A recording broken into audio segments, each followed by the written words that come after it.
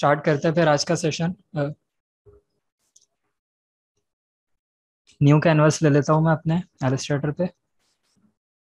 अब तक तो ये चीज़ हम तकरीबन हर क्लास में कर चुके हैं, तो ये तो हमें हिफ्ज हो गई है। आज जो हम चीज़ देखने वाले हैं वो बेसिकली एंगल्स हैं और कलर शेडिंग्स के ज़रिए हम किस तरह से 3D लुक दे सकते हैं, इस चीज़ पर थोड़ा सा मैं बात करूँगा। और असाइनमेंट एक ग्रुप में मौजूद था इस पे, उसको पहले मैं आपको खोल के दिखा देता हूँ कि वो किस तरह का था, और उससे रिलेटेड आज हम किस तरह से जो है ना नई चीज़ बनाएंगे।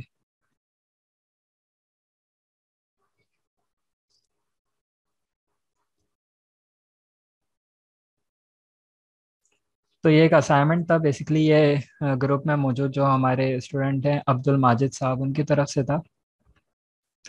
अब इसके अंदर आप देखें, एक कंप्यूटर टेबल है और एक एलसीडी है। अब ये जिस तरह से बनी हुई है, ये लग नहीं रहा कि ये सिंपल रेक्टेंगल्स वगैरह से बनी हुई है, क्योंकि इसमें बकायदा एक लुक आ रहा है और एक एंगल है कि जिसके ऊपर ये टेबल रखी हुई है। तो हम देखेंगे कि सिंपल शेप्स को किस तरह से इस तरह टिल्ट किया जाए या उनको शेयर किया जाए, कि किस तरह से इस तरह करें हम कि जो लुक बने वो रियल वाली बने, कि लगे कि वाकई में ये टेबल है। एक तो मतलब वो फ्लैट टेबल होती है कि हमने वो सिंपली इस तरह से कि एक वो बनाया जो भी हमारा रेक्टेंगल था इस तरह से, और इसके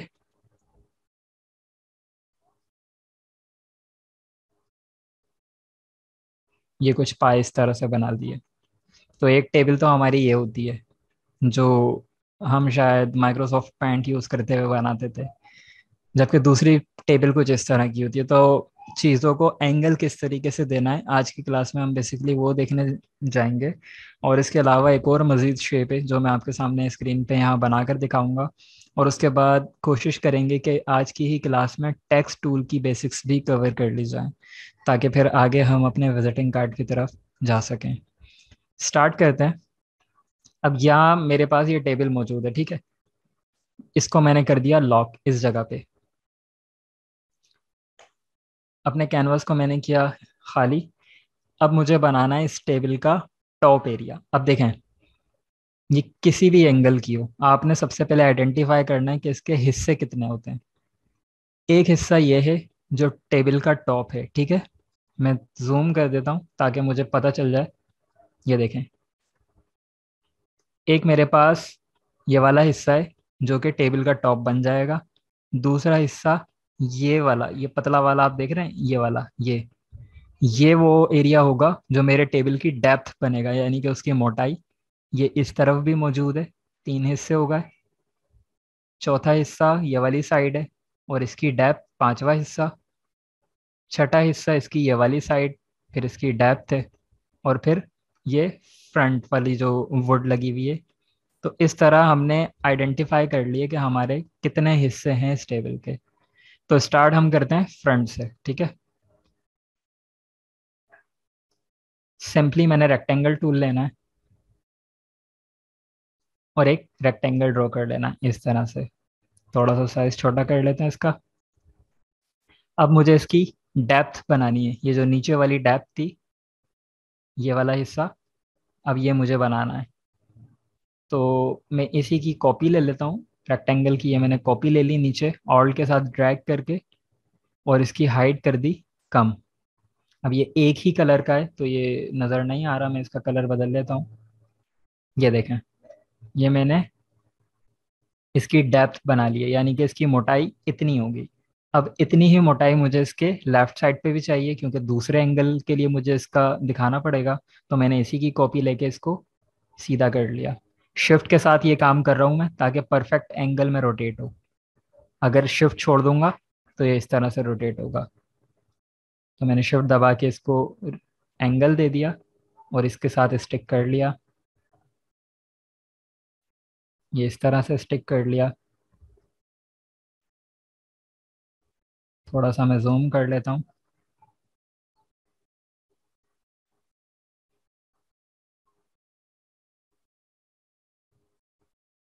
नीचे से ये मैं लेकर आ गया बिल्कुल यहाँ पर।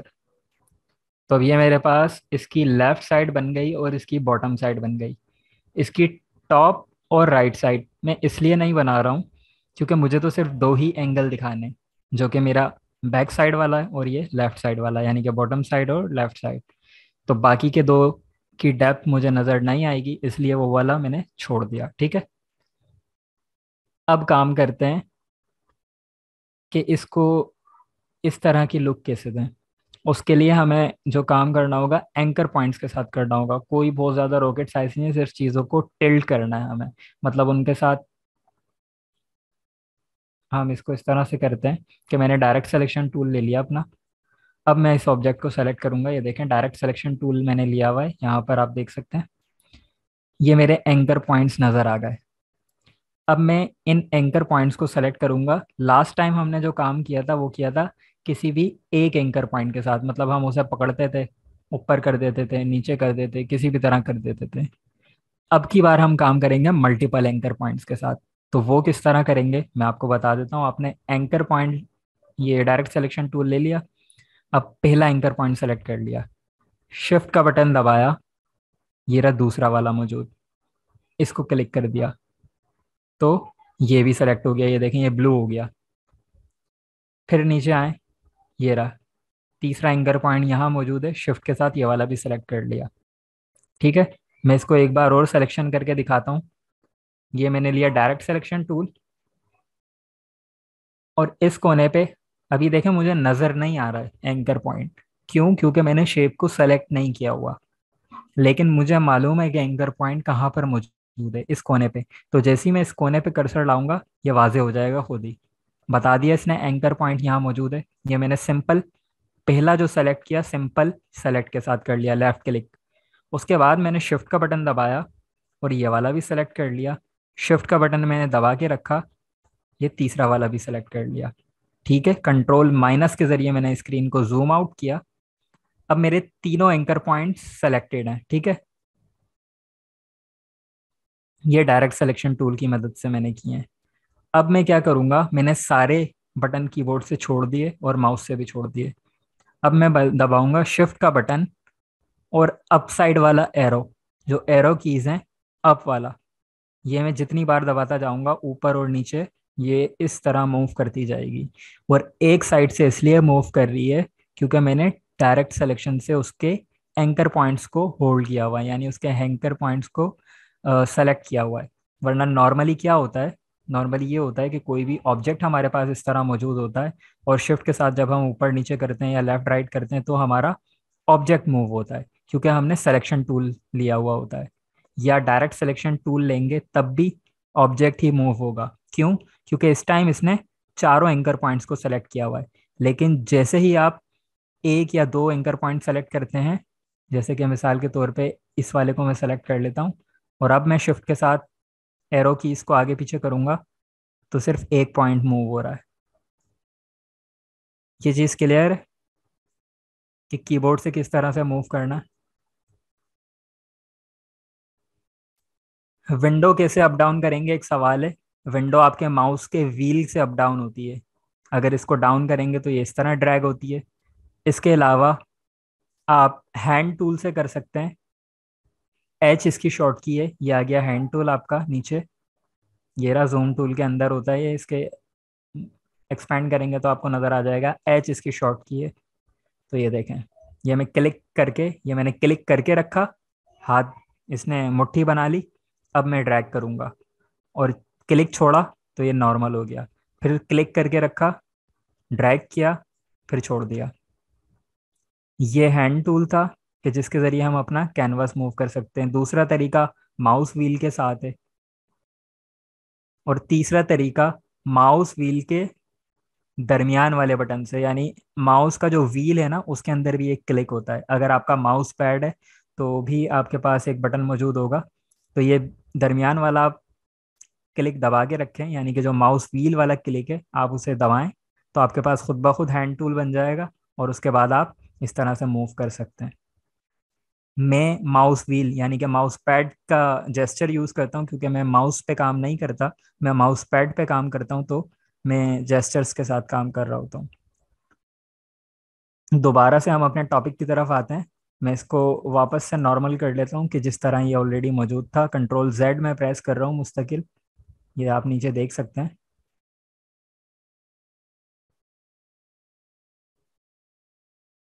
ये इसकी लिमिट ख़त्म हो गई। ये हमारे पास नॉर्मल शेप थी, ठीक है। अब मुझे करना थे इसके एंकर पॉइंट सेलेक्ट। तो मैंने डायरेक्ट सिलेक्शन टूल लिया, ये वाला किया, शिफ्ट के साथ दूसरा किया, शिफ्ट के साथ तीसरा सेलेक्ट कर लिया। इसकी सिलेक्शन ख़त्म हो गई, इसको भी सेलेक्ट कर लिया। और उसके बाद शिफ्ट की के साथ अप साइड वाला एरो, ये मैं जितनी बार प्रेस करूंगा उतने स्टेप्स ऊपर जाता रहेगा, और जितना स्टेप्स नीचे करूंगा उतना स्टेप नीचे आता रहेगा। अगर शिफ्ट का बटन छोड़ दूंगा तो पिक्सल बाय पिक्सल मूव करेगा। सिर्फ अप एरो दबा रहा हूँ, शिफ्ट का बटन छोड़ चुका हूँ, तो ये देखें स्लो स्लो मूव कर रहा है, पिक्सल बाय पिक्सल, बिल्कुल 1 पिक्सल 1 पिक्सल 1 पिक्सल। शिफ्ट के साथ करूंगा तो ये 10 पिक्सल 20 पिक्सल इस तरह से मूव करता है। तो फिलहाल अभी हमें ये करना है कि हमें इस टेबल को इस तरह की शक्ल देनी है। तो ये मैंने कर लिया थोड़ा सा ऊपर, ठीक है जी।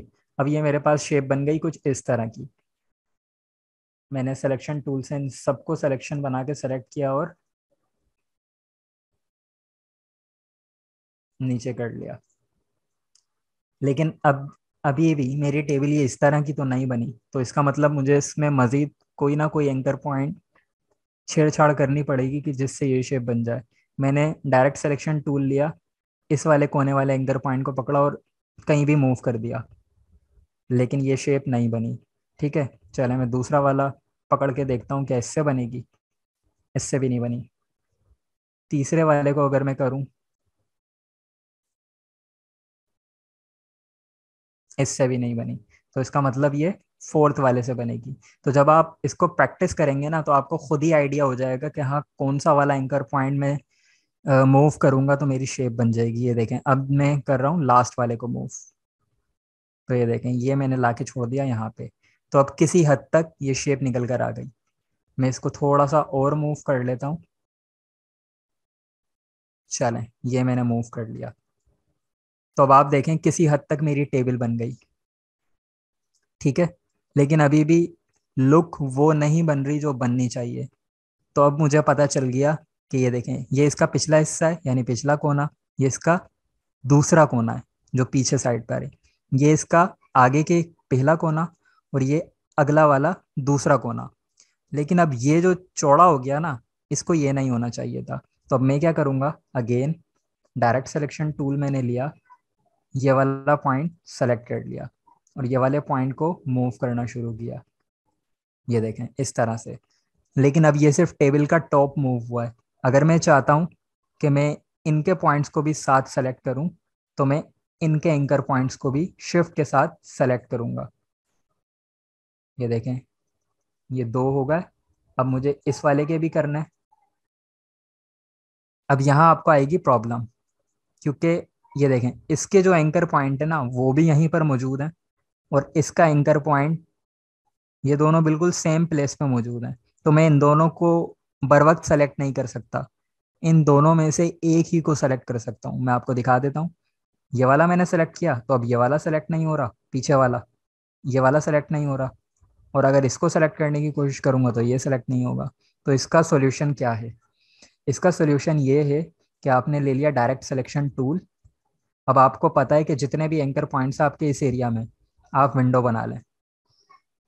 अब जो आपने विंडो ये बनाई ना, इसके दरमियान जितने एंकर पॉइंट थे सब खुद सेलेक्ट हो गए, और आप शिफ्ट के साथ आप मूव करें तो ये देखें अब ये बन गई किसी हद तक टेबल उस तरह की कि जिस तरह की हम चाह रहे थे।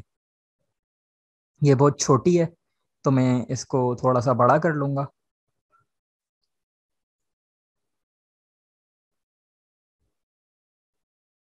डायरेक्ट सिलेक्शन टूल मैंने लिया हुआ है, विंडो बनाई तो उस तरफ के सारे सेलेक्ट हो गए एंकर पॉइंट्स। इसको मैं इस तरह से लेकर आ गया। अब आप ये देखें ये थोड़ा सा हिल गया है सिलेक्शन, तो इससे आपने परेशान नहीं होना है।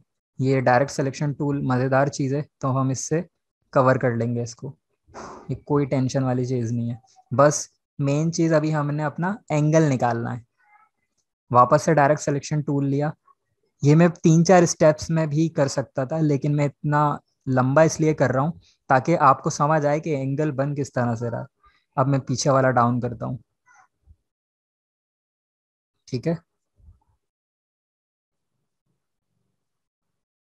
इसी को सेलेक्ट किया,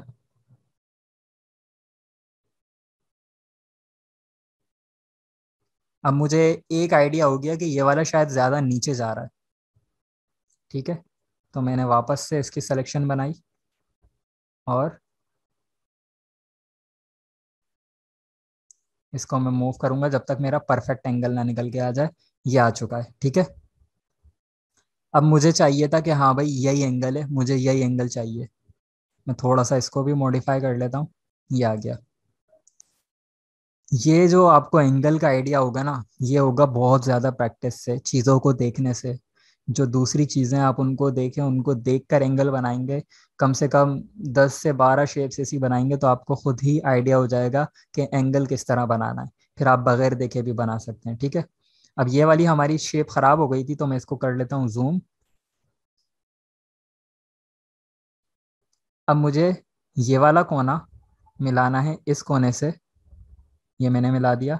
ये वाला कोना, एंकर पॉइंट इसलिए सेलेक्ट हो रहा है क्योंकि मैंने डायरेक्ट सिलेक्शन टूल लिया हुआ है, सिलेक्शन टूल नहीं लिया हुआ। ये मिला दिया इस कोने से।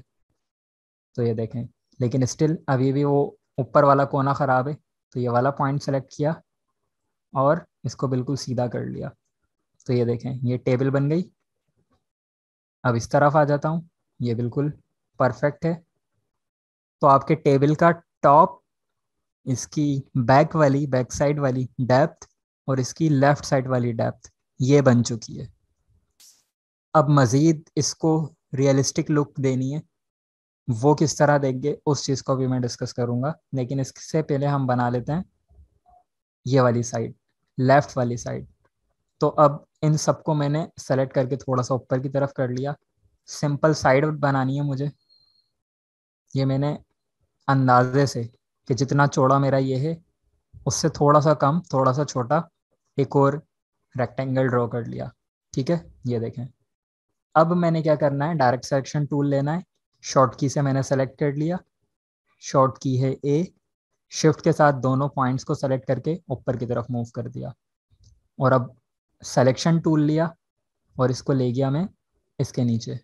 लेकिन ये बहुत ज़्यादा चौड़ा मुझे लग रहा है, ऐसा कि ये बहुत ज़्यादा चौड़ा है। तो मैं इसको कर लेता हूँ थोड़ा सा पतला। ये देखें, साइड से मैंने कर लिया पतला। लेकिन अब जितना मैं पतला करूंगा उतना ये कोना ऊपर की तरफ जा रहा है, और जितना मैं चौड़ा करूंगा उतना ये नीचे की तरफ आ रहा है। तो जब मैंने पतला किया है ना, तो मैं इन दोनों पॉइंट्स को वापस नीचे भी लेकर आऊंगा ताकि ये मेरा परफेक्ट एंगल बन जाए। अभी भी देखें परफेक्ट नहीं बना, टेबल के हिसाब से नहीं है। आपको कैसे पता चलेगा? इस वाली रोटेशन से। तो मैं अगेन सिलेक्शन बना के, डायरेक्ट सिलेक्शन टूल मैंने लिया और सिलेक्शन बना के इन दोनों पॉइंट्स को सेलेक्ट कर लिया। और अब मैं शिफ्ट नहीं दबा रहा बल्कि सिर्फ एरो की से मूव कर रहा हूँ। तो ये देखें, अब मुझे पता चल गया कि हाँ यही एंगल है जो मुझे चाहिए, और यही विद भी है जो मुझे चाहिए। यानी मैं इतनी ही चौड़ी रखना चाहता हूँ टेबल की इस डेप्थ को। थोड़ा सा मज़ीद कर लेते हैं, लेकिन अब एंगल फिर ख़राब हो जाएगा। तो अगेन आपने डायरेक्ट सिलेक्शन टूल लिया, इन दोनों पॉइंट्स को सेलेक्ट किया, ऊपर की जानिब मूव किया। ये आपका एंगल बनकर आ गया और आपने इसको मिला दिया इसके साथ। मैं जूम करके दिखाता हूँ ये एरिया। ये देखें, ये वाला जो कोना था टेबल का, अपने इस कोने को आपने टेबल के इस कोने से मिला देना है। ये मिल गया।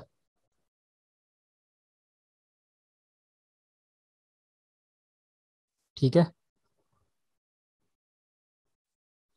यहाँ तक किसी को कोई कंफ्यूजन जितना भी अभी तक हमने किया?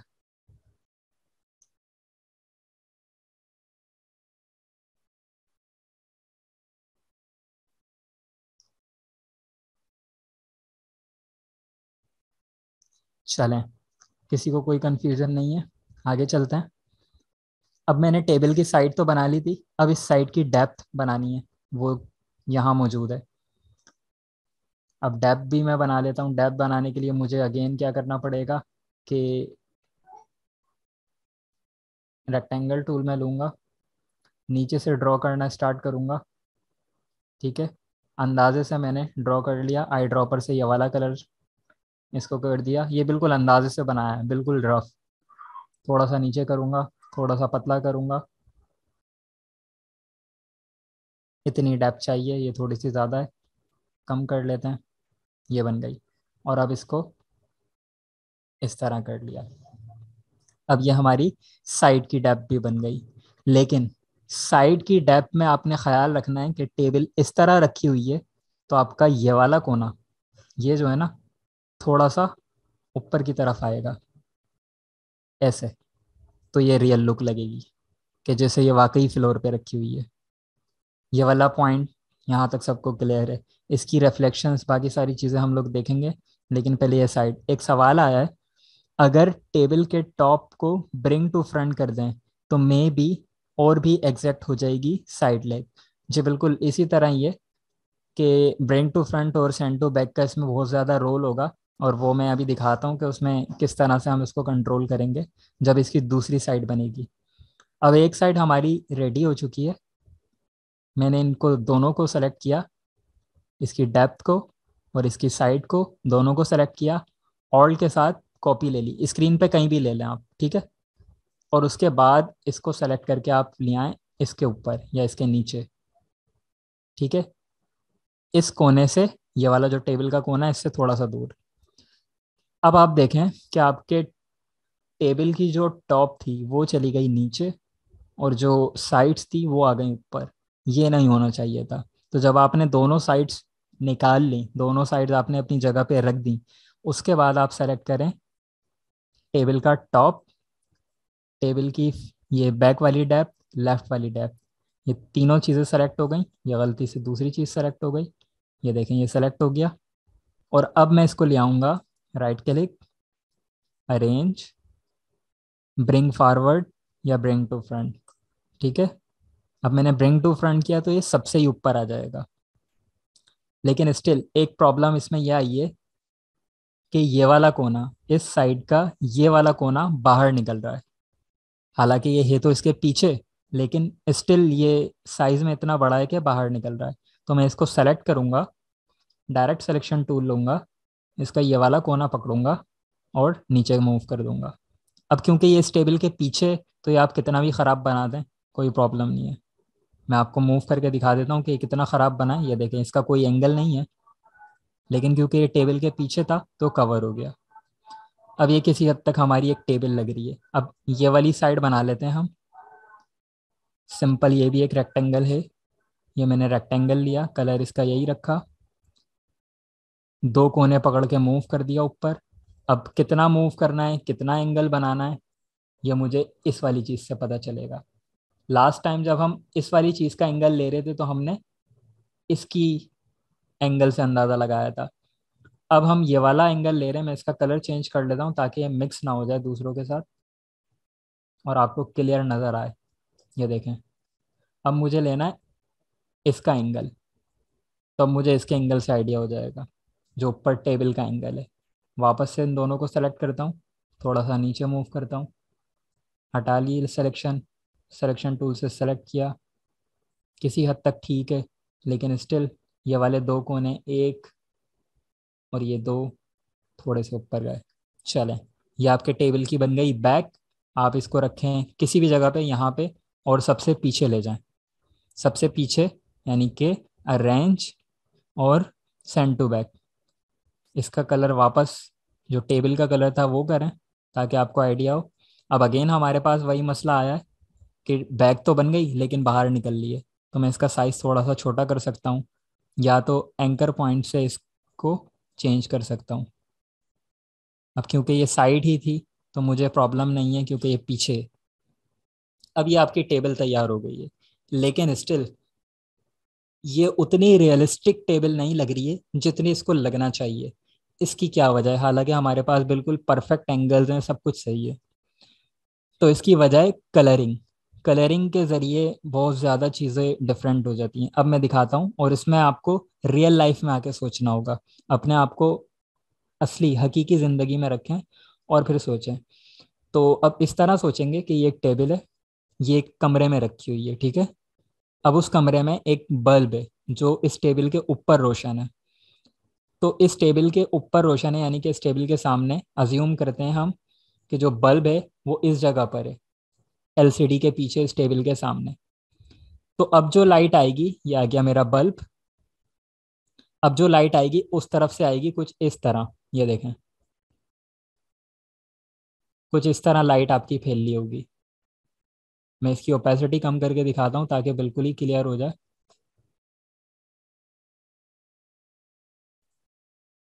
ये इस तरह से लाइट आ रही है।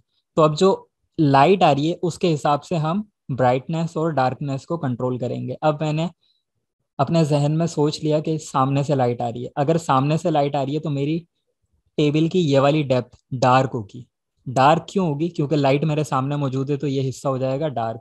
अब डार्क मुझे करना है, कितना डार्क करना है? ये वाला जो कलर है इस पे तो लाइट मौजूद है, इस वाले पे लाइट मौजूद नहीं है। तो मैंने इसको सेलेक्ट किया, सेम कलर, और मामूली डबल क्लिक करके मामूली सा डार्क कर दिया।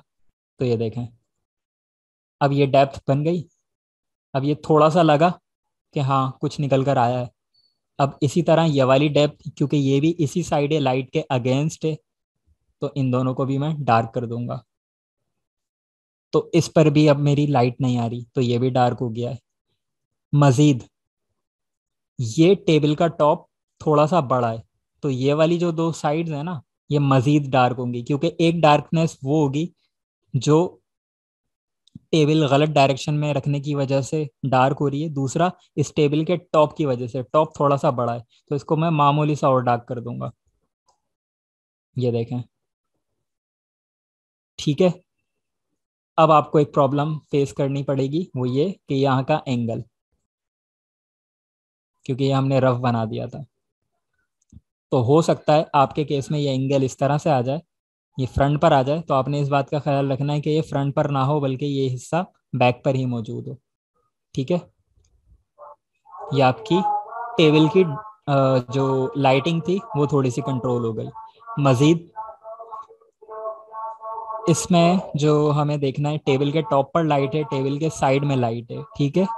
1 मिनट रुकिएगा।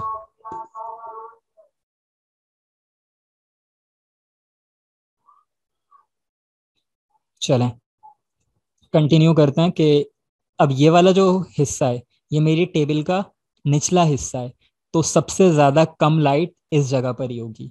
तो मैंने टेबल के टॉप का कलर सेलेक्ट किया पहले, ताकि ये बिल्कुल सेम हो जाए।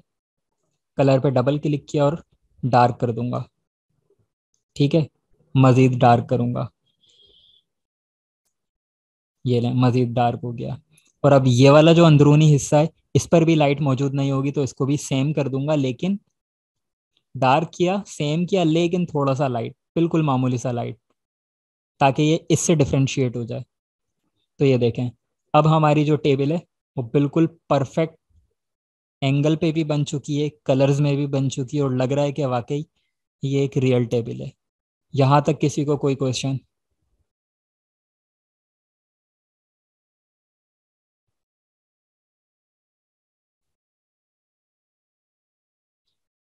एक मैसेज आया है कि इसकी प्रैक्टिस बहुत ज़्यादा करनी पड़ेगी। तो जी बिल्कुल, ये जितना आसान लग रहा है ये उससे बहुत ज़्यादा मुश्किल है। लाइटिंग और ये डायरेक्शंस, एंगल कंट्रोल, ये बहुत मुश्किल चीज़ है। और इसका सबसे आसान तरीका जो कवर करने का है ना, वो यही है कि आप अपनी असली ज़िंदगी में चीज़ें देखें। मिसाल के तौर पे, अगर आपको इस टेबल की डायरेक्शन का आइडिया नहीं हो पा रहा, तो आप ऑफिस में, घर में, किसी भी जगह इस तरह की कोई टेबल या इससे सिमिलर टेबल कोई देखें, और किसी एक पॉइंट पे खड़े होकर जो है ना उसकी आप तस्वीर ले लें, या उसको विजुअलाइज कर लें कि हाँ इसके एंगल्स इस तरह से बन रहे हैं। और बाद में उस तस्वीर को बराबर में रख के जब आप बनाएंगे तो आपके एंगल्स भी बन जाएंगे, आपकी लाइटनिंग भी आ जाएगी। चलें, यहाँ तक हमारी चीज़ क्लियर है। अब हम एक्स्ट्रा चीज़ें डिलीट कर देते हैं। नेक्स्ट हमारा टास्क है एलसीडी। एलसीडी भी सेम यही चीज़ है, कोई रॉकेट साइंस नहीं है, इसलिए एलसीडी मैं आपको बनाना नहीं बताऊंगा, बल्कि एलसीडी आप बना कर आएंगे। अब्दुल माजिद साहब ने तो पहले ही बना लिए, तो मैं उनसे बोलूंगा कि दोबारा बना लें थोड़ा सा बेहतर तरीके से। एलसीडी ये देखें, ये है, बस कुछ भी नहीं है। आपने एंकर पॉइंट्स के साथ खेलना है बस। ये इस तरह से उन्होंने एक एलसीडी रख दी, इसको फ्रंट पे रखा हुआ है, और इसके नीचे इस तरह स्टैंड बना दिया। फिर एलसीडी की डेप्थ है इधर बॉटम पे, बेवल्स हैं उसके। इस तरह से एलसीडी भी बनी हुई है, लेकिन ये मैं आपको नहीं बता रहा, ये आपने खुद बनानी है, ये आपके असाइनमेंट का हिस्सा हो गया। टेबल हमारी क्लियर है। अब हम इसको तमाम चीज़ों को पकड़ के कर लेते हैं ग्रुप। तमाम चीज़ें सेलेक्ट नहीं हुई। ग्रुप, कंट्रोल जी। अब ये हो गई। अब एक मैसेज आया है कि पिक्चर में ग्रेडियंट है। बिल्कुल पिक्चर में ग्रेडियंट है, लेकिन हम फिलहाल ग्रेडियंट यूज़ नहीं कर रहे। हम चीज़ों को बहुत ज़्यादा कॉम्प्लेक्स नहीं करेंगे, बल्कि अभी फ़िलहाल एंगल्स और लाइट इफेक्ट्स इन चीज़ों पे बात रखते हैं। बाकी ग्रेडियंट वगैरह अगर आपको लगता है आप बेहतर कर सकते हैं तो बिल्कुल आप बेहतर करें, कोई प्रॉब्लम नहीं है। लेकिन मैंने अपनी तरफ से जितना बेसिक में रख सकता था उतना बेसिक रखा है। ये हमारी शेप क्लियर हो गई, आगे चलते हैं।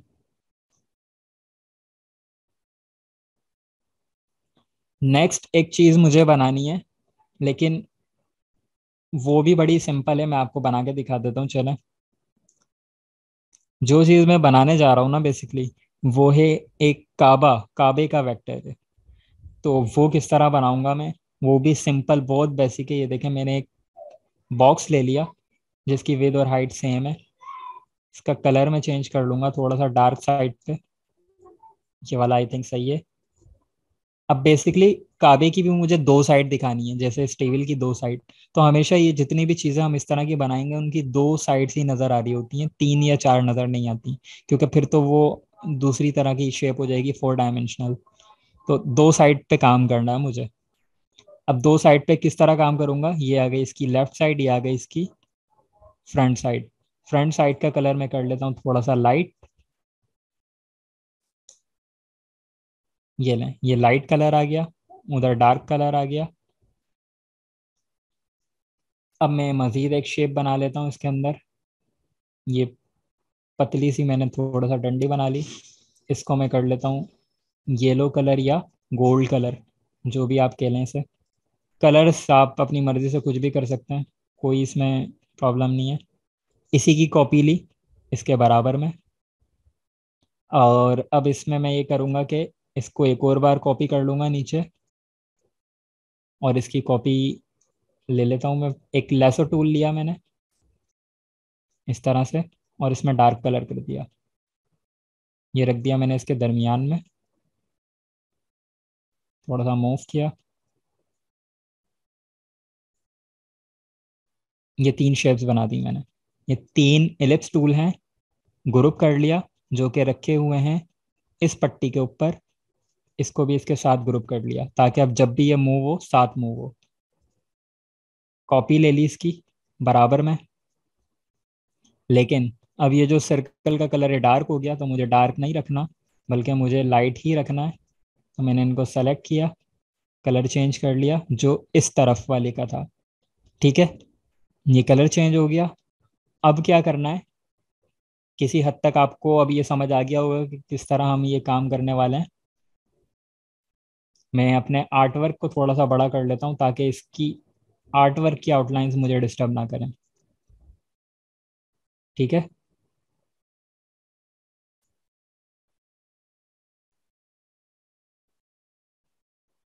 चलें जी, ये हमारा हो गया। अब मुझे क्या करना है, एक साइड के सारे ऑब्जेक्ट्स को सेलेक्ट किया, ग्रुप कर दिया। दूसरी साइड के सारे ऑब्जेक्ट्स को सेलेक्ट किया, ग्रुप कर दिया। ग्रुप क्यों कर रहा हूँ, ताकि जब मैं शिफ्ट करूँ तो एक साथ करूँ। अब क्या करना है, डायरेक्ट सिलेक्शन टूल लिया, एक साइड के सारे पॉइंट्स पकड़े, शिफ्ट के साथ ऊपर कर दिया। लेकिन अब देखें प्रॉब्लम क्या हुई। जब मैंने शिफ्ट के साथ ऊपर किया, तो मेरी ये वाली शेप, ये जो तीन सर्कल मैंने बनाए थे, ये मूव नहीं हुई। तो अब इस चीज़ का सॉल्यूशन क्या है, कि अगर मेरे पास अंदर शेप्स में मजीद शेप्स मौजूद हों जिनको मैं साथ मूव करना चाहता हूँ, तो इसका तरीका ये है, राइट क्लिक किया, ट्रांसफॉर्म के अंदर आए, रेफ्लेक्ट हम देख चुके थे, रेफ्लेक्ट से एक ऑप्शन छोड़ के दूसरे नंबर पर है शेयर, इसको क्लिक कर लिया। अब ये शेयर में मुझसे पूछ रहा है कि आपने हॉरिजॉन्टल शेयर करना है इसको। हॉरिजॉन्टल करूंगा तो ये देखें, ये इस तरह से चेंज होगा। मैं आपको दिखा देता हूँ, ये इस तरह से हो रहा है। लेकिन मैंने कहा नहीं, हॉरिजॉन्टल नहीं करना, मुझे वर्टिकल करना है। तो मुझसे पूछ रहा है कितना डिग्री पे, 20। ये ज़्यादा हो रहा है, ये कम हो रहा है। तो फिलहाल मैंने कहा 20 करना है मुझे। लेकिन ये जो 20 है ये इस तरफ से हो रहा है, मुझे चाहिए उस तरफ से। तो सिंपल मैं इसका इन्वर्स कर दूंगा, यानी कि -20।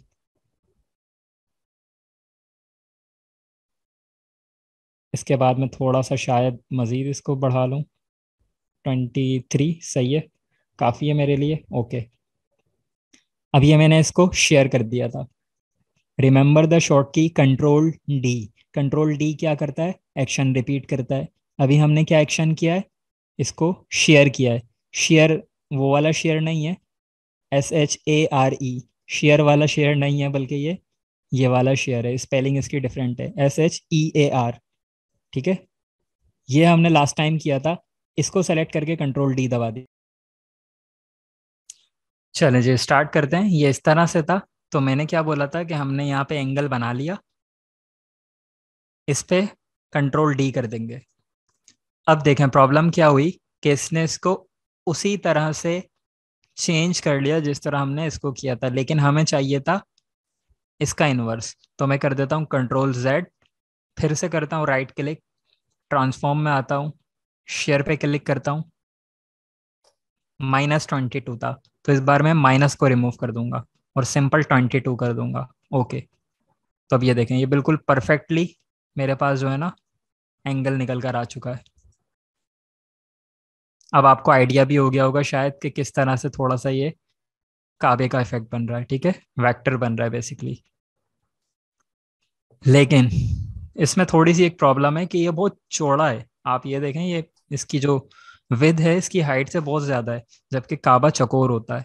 ठीक है, तो अब हमने क्या करना है, एक साइड से पतला करना है। मैं इसको थोड़ा सा कम करूंगा, ये मैंने कम कर लिया। अब मुझे दूसरी साइड से भी इतना ही कम करना है जितना मैंने इस साइड से किया। Control D. कंट्रोल डी क्या करता है? एक्शन को रिपीट करता है। तो जितना हम कंट्रोल डी इस्तेमाल कर सकते हैं हम करेंगे। जहां हमें एंगल्स का नहीं पता, प्रॉपर्टीज का नहीं पता, वहां कंट्रोल डी को पता है, तो कंट्रोल डी को बुला लिया हमने यहाँ पे। ठीक है, अब इसकी रूफ बनानी है मुझे, कावे की छत। मैंने एक बॉक्स बनाया, बॉक्स को रोटेट किया और ये कोना मिला दिया। ये देखें, ये दो आपस के कोने हैं, ये मैंने बिल्कुल स्टिक कर लिया इस तरह से। थोड़ा सा और जूम करता हूँ, हालांकि मेरी स्मार्ट गाइड जोन है, और जूम किया तो मुझे पता चला कि ये ठीक कोने, ये कोने भी ठीक से नहीं मिले हुए, तो मैं इनको भी ठीक कर लेता हूँ और जूम करता हूँ। जितना ज़्यादा जूम उतना ज़्यादा परफेक्ट काम। मेरा कोना ही गुम हो गया। वापस से जूम आउट करता हूँ मैं। ये प्रॉब्लम आती है वैसे जूम में। अगेन इतनी विंडो बना ली ताकि यही एरिया जूम हो। ये दूर किया पहले मैंने, और फिर उसके बाद इसको किया करीब। ये परफेक्ट हो गया। अब इस रेक्टेंगल को, इस बॉक्स को इसके साथ बिल्कुल कोने से कोने जोड़ दिए। वापस जूम आउट करता हूँ। ये अब ये मेरा डायरेक्ट सिलेक्शन टूल है, इसको मैंने कर दिया यहाँ पर।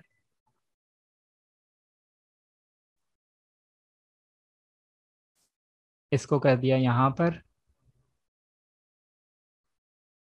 इसको कर दिया यहाँ पर। ठीक है, और डबल क्लिक करके इसके कलर को कर लूंगा थोड़ा सा लाइट, क्योंकि कावे की छत पे सबसे ज़्यादा रोशनी मौजूद है। तो ये आपका एक वेक्टर बन गया। यहाँ तक किसी का कोई सवाल? क्योंकि अब यहाँ पर हम अपनी क्लास को एंड करेंगे। टेक्स्ट टूल हालांकि मैंने कहा था कि इसी क्लास में हम कवर करेंगे, लेकिन कर नहीं सकते, मेरा इन्वर्टर बोल गया है। तो हो सकता है हम अपनी क्लास की टाइमिंग्स को भी रीशेड्यूल करें, क्योंकि अब यहाँ टाइमिंग जो लोड शेडिंग की है वो 7 से 9:30 के दरमियान हो चुकी है। तो अगर हमें अपनी क्लास को रीशेड्यूल करना पड़ा तो हम लाजमी करेंगे, क्योंकि इन्वर्टर मुझे इतनी ज़्यादा इजाज़त नहीं देता इतनी लंबी क्लास करने की। किसी का कोई सवाल? प्रैक्टिस के बाद सवाल आएगा, तो प्रैक्टिस के बाद आप ग्रुप में सवाल कर लीजिएगा, इंशाल्लाह आपको जवाब मिल जाएगा। असाइनमेंट आपका यही है कि आपने इस टेबल को ड्रॉ करना है विद एलसीडी। एलसीडी क्योंकि मैंने नहीं बनाई, और इस तरह से एक खूबसूरत सा आपने काबे का वेक्टर बना कर आना है। बस सिंपल असाइनमेंट है। क्लास के टाइमिंग को हम म्यूचुअली डिसाइड करेंगे डिस्कस करके, कि जिसमें ज़्यादा से ज़्यादा हम बच्चों को जो है ना शामिल कर सकें। उसके बाद ही हम क्लास की टाइमिंग को छेड़छाड़ करेंगे। Over to you sir Salman.